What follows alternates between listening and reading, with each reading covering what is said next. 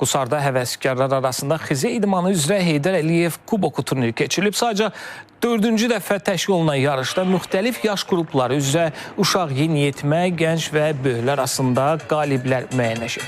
Ümumilikdə isə nəhəng slalom yarışlarında 160-dan çox xizəkçi qatılıb. Yerli idmançılarla yanaşı Almaniya, Böyük Britaniya, Kanada, Pakistan, Ukrayna, Fransa və Rusiyadan olan xizəkçilər də öz bacarıqlarını nümayiş etdiriblər.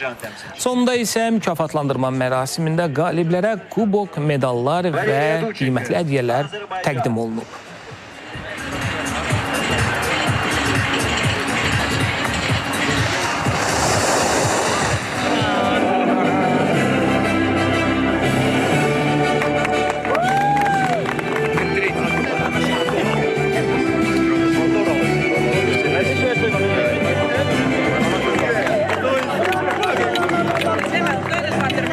Mükafatə şəkli üçün xahiş edirəm.